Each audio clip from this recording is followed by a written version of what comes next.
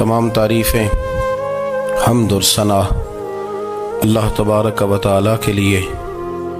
दुरूद सलाम नबी अकरम नूर मुजस्सम शफ़ी मुअज़्ज़म अहमद मुज्तबा जनाब हज़रत मुहम्मद मुस्तफ़ा सल्लल्लाहु ताला अलैहि वसल्लम की ज़ाते वाला सिफ़ात के लिए हम्द और सलात के बाद मुसलमान का ये अक़ीदा है कि हमारा खालिक अल्लाह है, हमारा मालिक अल्लाह, हमारा राज़िक अल्लाह। जब ये सारी चीज़ें, सारी अताएँ, सारी नेमतें अल्लाह की हैं तो फिर मुसलमान की सारी तवज्जो भी अल्लाह ही की जानिब होनी चाहिए।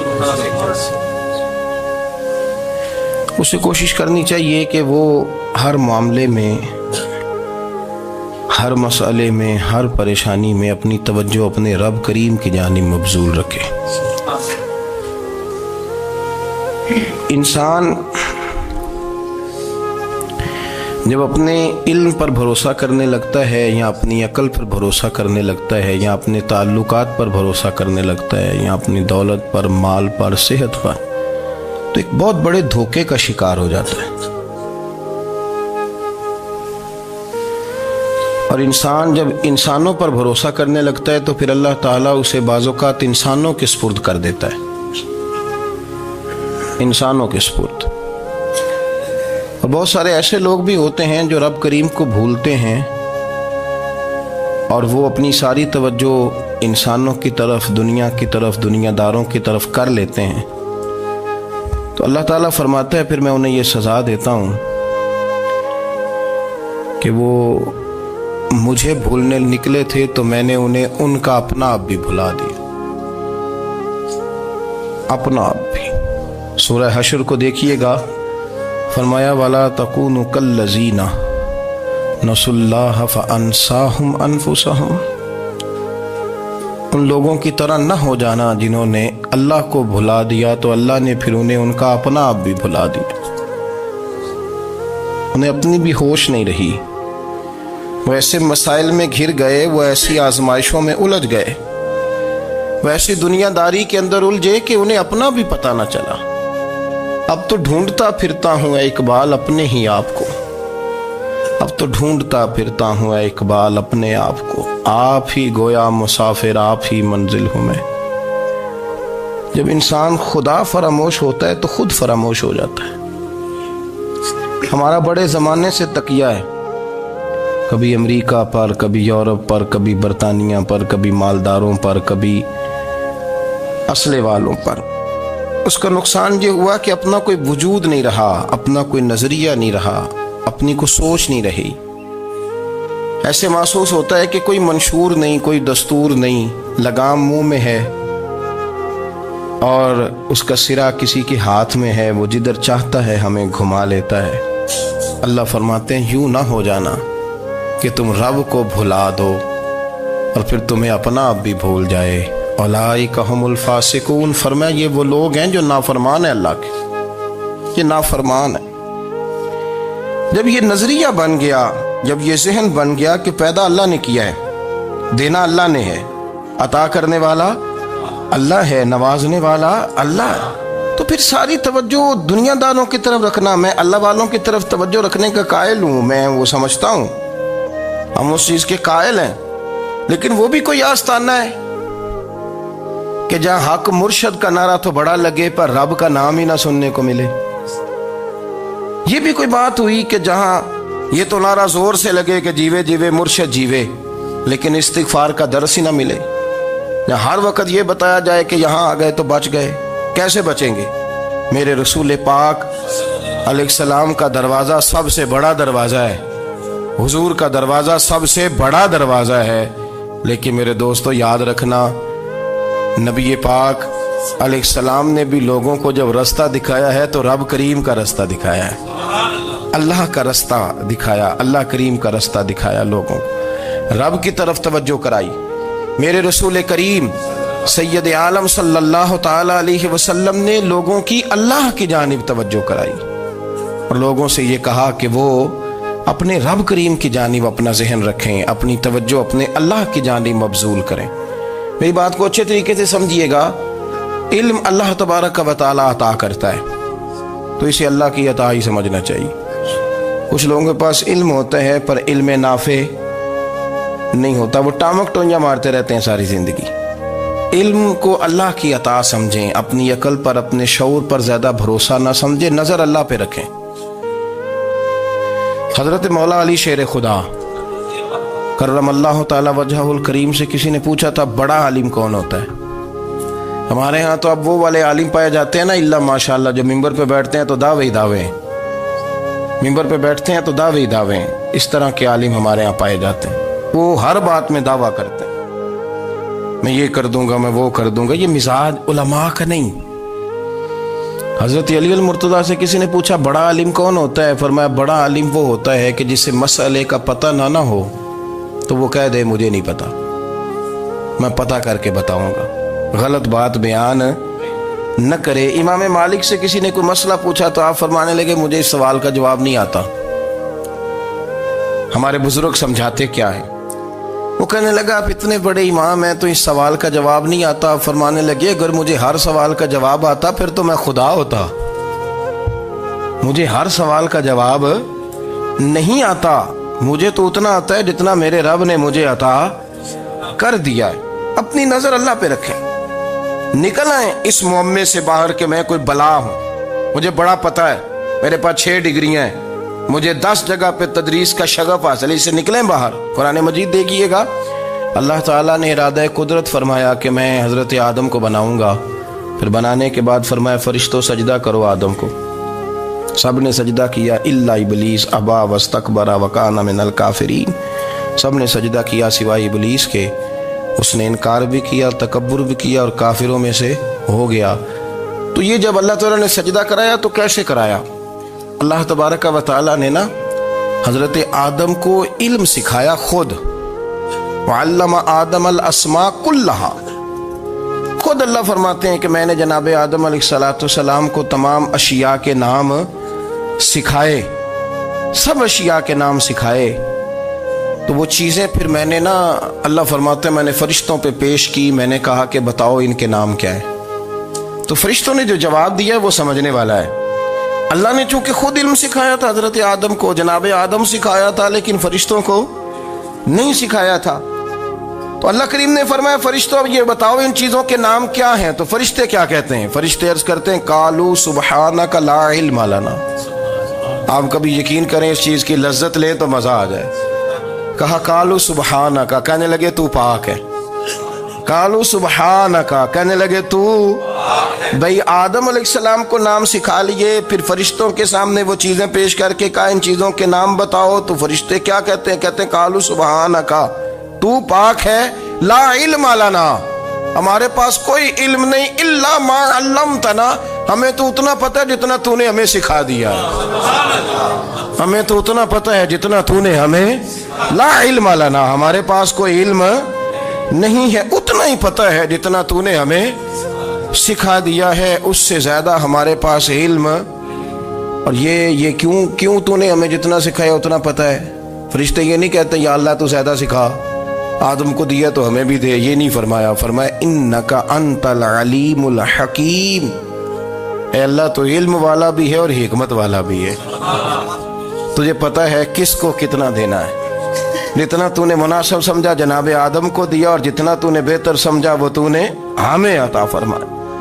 تو اگر آپ کے پاس علم ہے، کہیں نالج ہے، اس کو اللہ کی عطا سمجھیں۔ ہمارے ہاں بہت سارے لوگ بن کے بیٹھ جاتے ہیں، میں اکثر کہتا ہوں کہ پھر وہ دعوے کرتے ہیں میرے علاقے والے جاہل ہیں، میرے شہر والے جاہل ہیں، میرے خاندان والے پڑھے نہیں۔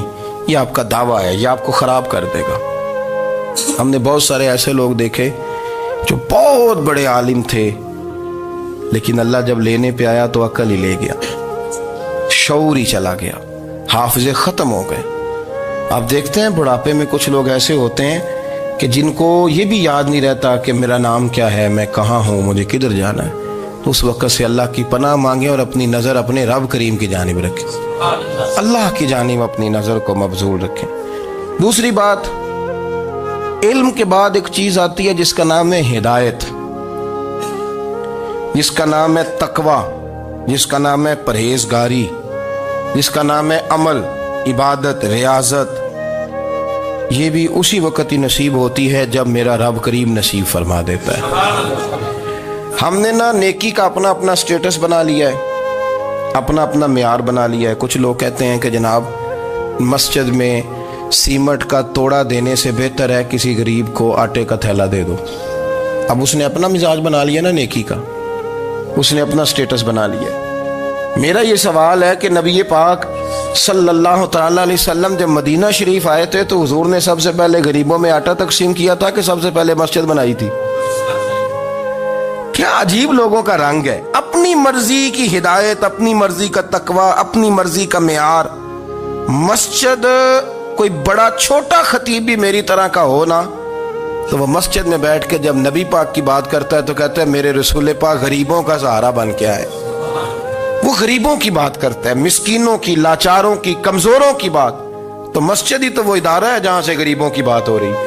تو اب لوگوں نے غریب کو اور مسجد کو لڑانا شروع کر دیا، اس کو لڑاؤ کہ مسجد میں پیسے دینے سے بہتر ہے آپ غریب کو آٹے کا تھیلا دے دیں۔ آپ یہ کیوں نہیں کہتے کہ مسجد میں بھی آپ توڑا دیں ایک سیمنٹ کا اور ساتھ غریب کو بھی خدمت کریں؟ یہ کیوں نہیں تقویٰ؟ اپنی اپنی مرضی کا مزاج، اپنی اپنی۔ کچھ لوگ کہتے ہیں چھوڑو جی، ساری زندگی انسان نماز پڑھتا رہے اور پھر گالیاں بھی دیتا رہے، بندہ داڑھی بھی رکھ لے اور جھوٹ بولنا بھی نہ چھوڑے۔ تو یہ آپ نے اپنے پاس سے تقوی کا معیار بنایا۔ گالی دینے کا گناہ ہے اور داڑھی رکھنے کا ثواب ہے۔ تو اگر آپ داڑھی رکھے ہوئے ہیں اور آپ کوئی غلطی کر رہے ہیں تو اس سے آپ کی داڑھی کا ثواب ختم، اللہ کرے آپ کو سمجھ آئے میری بات۔ آپ کوئی غلطی کر رہے ہیں، داڑھی کا ثواب اس سے ختم، وہ اپنی جگہ پہ قائم ہے چیز۔ اپنی مرضی کا کیوں تقوی کا معیار بناتے ہیں؟ تقوی کا مزاج اپنی مرضی کا نہ بناؤ۔ اللہ کی بارگاہ سے دعا مانگو کہ یا اللہ ہمیں ہدایت کا نور عطا فرما، اللہ تو ہمیں رستہ دکھا، تو بتا کہ ہدایت کیا ہے۔ تو رب فرماتا ہے اللہ ولی الذین آمنوا، اللہ مومنوں کا مددگار ہے، یخرجہم من الظلمات الی النور، وہ انہیں اندھیروں سے نکالتا ہے اور نور کی طرف روشنی عطا فرماتا ہے۔ اندھیروں سے نور کی طرف اللہ لاتا ہے۔ اللہ ولی، اللہ مومنوں کا ولی ہے، وہ انہیں اندھیروں سے نور کی طرف نکالتا ہے۔ ہدایت ہمیشہ اللہ کی طرف سے سمجھے۔ جب وہ نماز کی توفیق دیتا ہے تو اپنے فضل سے دیتا ہے، جب وہ ذکر کی توفیق دیتا ہے تو اپنے فضل سے۔ ہم سمجھتے ہو جی فلانا نہیں پڑھ رہا بڑا بیوقوف ہے، فلانا نہیں پڑھ رہا، تو تم کیا اپنی عقل کے زور پہ پڑھ رہا ہے؟ میں جی اللہ کے فضل سے 2 سپارے پڑھتا ہوں، تو کس پہ احسان کرتے تو 2 سپارے پڑھ کے رویا کر کہ اگر مالک تو بڑا کریم نہیں؟ بڑے لوگ ہیں جن کو پورا قرآن حفظ ہے پر انہیں پڑھنے کی توفیق نہیں، تو انہیں فضل کیا اور مجھے توفیق دے دی ہے پڑھنے۔ رویا کر، پڑھ کے رویا کر، راتی ساری کر کر زاری، وہ نیند اکھاں تھی توندے تے فجرے اوہی گناہگار کہاون سب تو نیوے ہوندے۔ مہربانی کریں، ڈریں، نیکی کریں تو پھر ڈریں، پھر احساس پیدا کریں، پھر اپنے اندر وہ کمزوری لائیں کہ توبہ توبہ مجھے تو پتہ ہی نہیں، تو جانتا ہی نہیں۔ حضرت سیدنا امام اعظم ابو حنیفہ رحمۃ اللہ تعالی علیہ کے ساتھ ایک شخص کہتا میں نے نماز پڑھی تو عشاء کی نماز تھی۔ یہ جو لوگ بڑے ہوتے ہیں نا، جن کے پیار کرنے والے بڑے ہوتے ہیں، ان کے گرد خوف بھی بڑا ہی ہوتا ہے، انہیں بڑا ڈر لگتا ہے، بڑی بعض اوقات آزمائش ہوتی ہے ان کی۔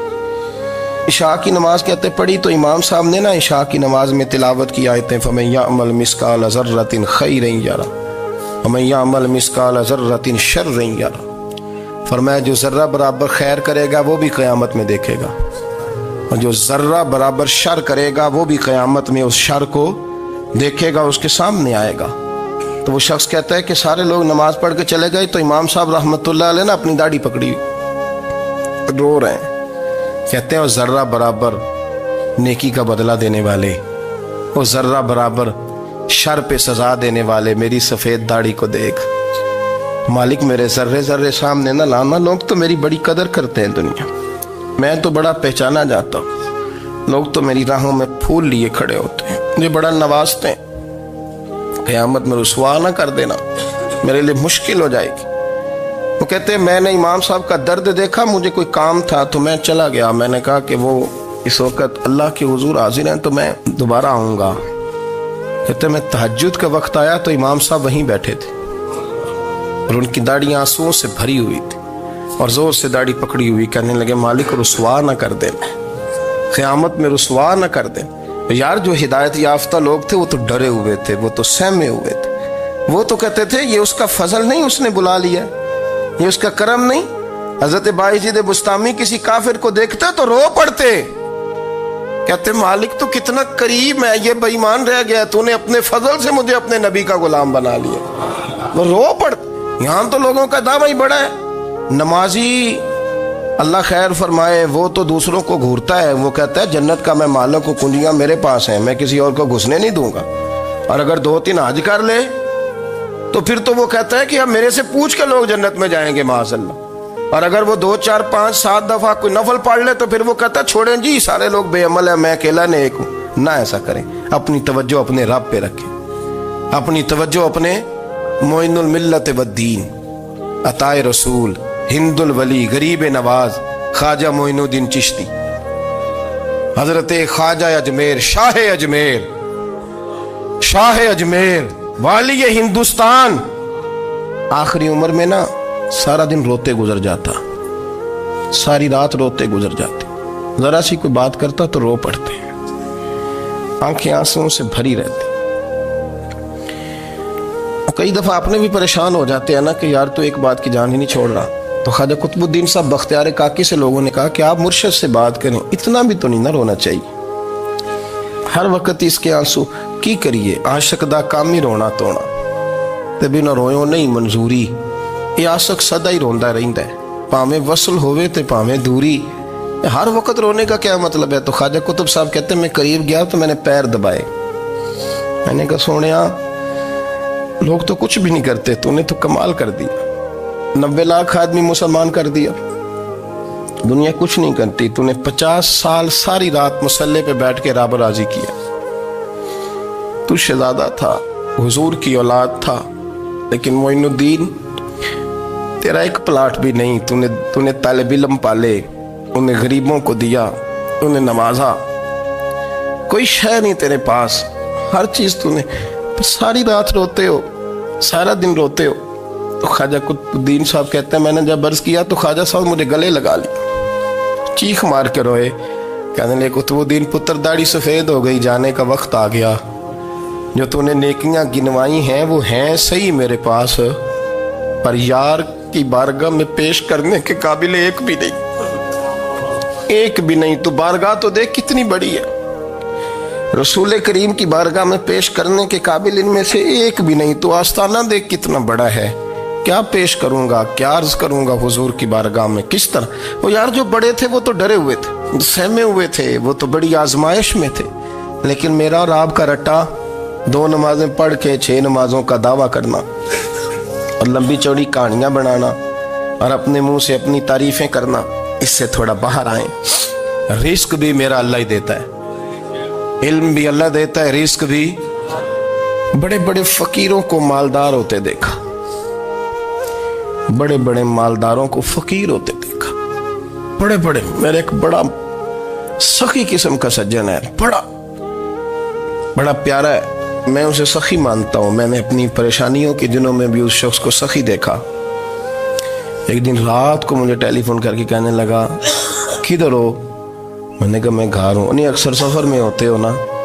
میں نے کہا نہیں طبیعت کیسی ہے؟ ٹھیک ہے، بس حال چال پوچھنا تھا۔ میں نے سمجھائی، میں نے کہا یار یہ کوئی مسئلہ ہے، ورنہ رات کے 2 بجے کوئی حال پوچھنے کو فون تو نہیں نہ کرتا، کوئی مطلب ایسا تو مسئلہ نہیں نا؟ تو میں نے بیک کال کی، میں نے کہا یار میری بات سن، مسئلہ کیا؟ کہ نہیں کچھ نہیں دل کر رہا تھا۔ میں نے کہا میری گال سن، رہے اسی 4-5 سال کٹھے، میں تین جاننا، اصل بات کر۔ کہنے لگا مکان بھی بڑا ہے، سارا کچھ ٹھیک ہے، پر وہ بڑا ہی بے نیاز ہے، کچھ حالات اس قسم کے آ گئے ہیں کہ لوگوں کو بتاؤں بھی تو لوگ ماننے کو تیار نہیں، زیادہ نہیں، مجھے نا تھوڑے سے پیسوں کی ضرورت ہے، کوئی 15-20 ہزار اگر مل جائیں، میری ضرورت۔ آپ یقین کریں میں روتا رہا ساری رات۔ میں نے کہا مہربانہ تیرا کس طرح کرانگے، اس سے لے کے زمانہ استعمال کرتا تھا، پر بے پرواہی ویکھ نہ سجڑ دی، جتھے کسے دی پیش نہ جاوے، انہیں تاجاں والے در در رولے تے منگتے ہیں تخت بٹھاوے۔ سجنا کسے نو کارا مل دئی، کوئی کعبے خالی آوے. واللہ خیر الرازقین. وہ کہتے تو دائیں بائیں نہ جا، رزق تو تجھے میں دوں گا، میں ہوں بہتر رزق دینے والا. بڑے بڑے بادشاہ، بڑے بڑے شہنشاہ، بڑے بڑے لوگ، ہاتھوں میں کاسے، فقیریاں. ام ربیہ کہا کرتی تھیں، بڑی نیک اور صالح خاتون تھیں. وہ کہتی ہیں کہ میں نا بڑے امیر آدمی کی بیوی تھی، اپنے شوہر کے ساتھ چھت پہ بیٹھی تھی تو نیچے فقیر مانگنے والا آیا. اس نے بڑے درد سے صدا کی تو میں نے اپنے شوہر سے کہا کچھ دے دے. کہا دفع کر، ان لوگوں نے دھندا بنایا ہوا ہے.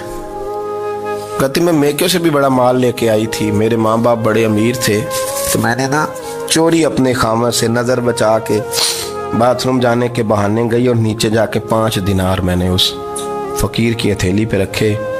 کہتے اس نے 5 دینار دیکھے، پھر میری طرف دیکھا تو میں نے اس کی آنکھوں میں آنسو چمکتے دیکھے. کہنے لگے بی بی رب تیرا بھلا کرے، میں 3 دنوں کا بھوکا ہوں. کہ وہ چلا گیا. میں گھر آ گئی، جب باہر آئی تو میرا شوہر کہنے لگا تو اتنی اب اتنی تو تیز ہو گئی ہے اور تو اتنی خود مختار ہو گیا، میرے بغیر پوچھے مال خرچ کرے گی، جا تجھے 3 طلاقیں. کہتی میں بالدار اور وزادار باپ کی بیٹی تھی، طلاق لے کے گھر آئی تو میرا باپ ٹوٹ گیا، چارپائی پہ چلا گیا. اوہو یہ کیا بن گیا. کہتی بڑی تکلیف رہی. 1-2 سال کے بعد میرے ابا نے میری شادی کر دی. اب جس شوہر کے پاس گئی وہ بڑا نیک تھا، پرہیزگار تھا، اللہ نے بہترین صلہ دیا. کتنی چھت پہ بیٹھی تھی، دروازے پہ فقیر آیا، میں نے شوہر سے کہا کچھ دے دوں.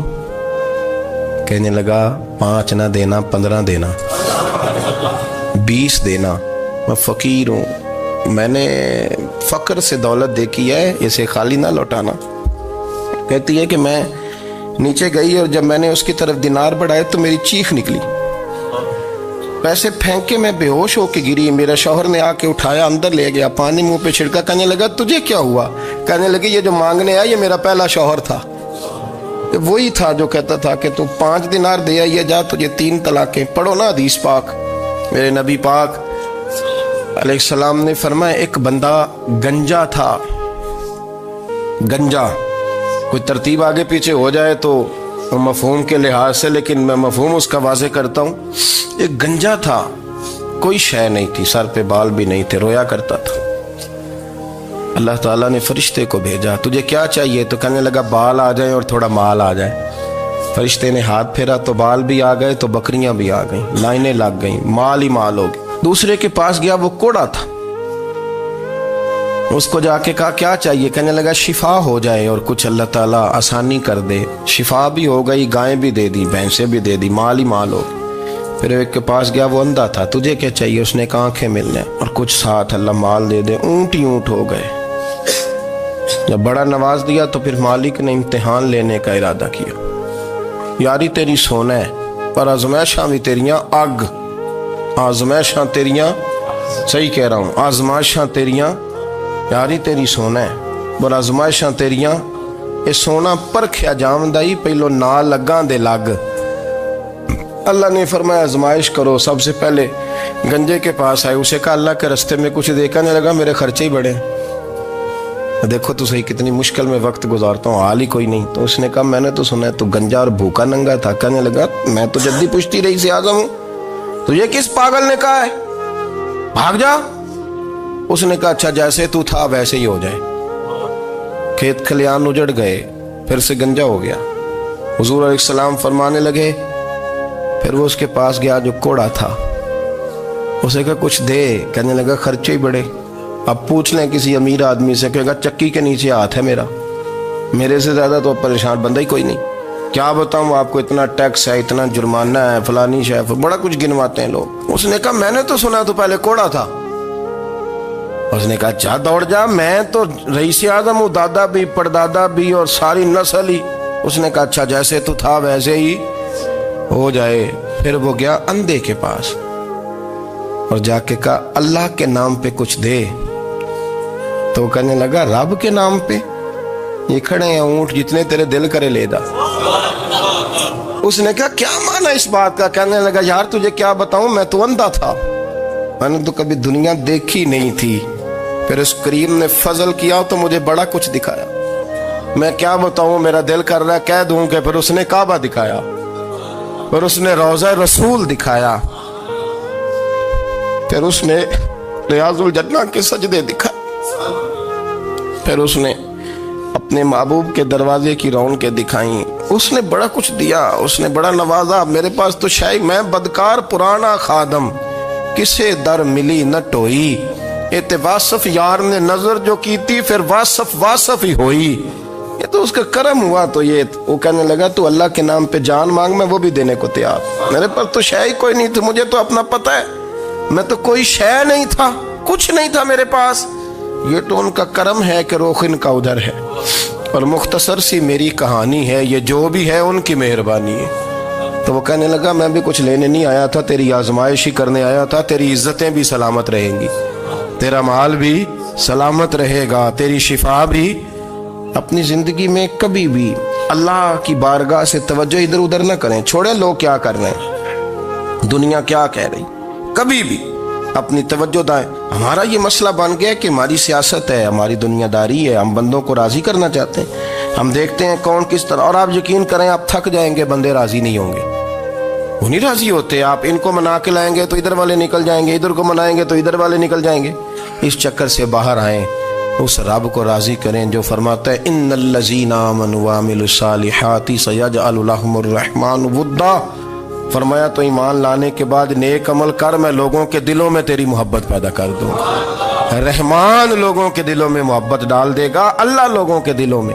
اپنی نظر ہمیشہ اپنے رب پہ رکھیں، اتنی لمبی چوڑی دنیا داروں سے امیدیں نہ وابستہ کریں۔ میں نے دیکھا ہے لوگ کاسا لیسی کرتے ہیں، کبھی اس کے دروازے پہ کبھی اس کے دروازے پہ۔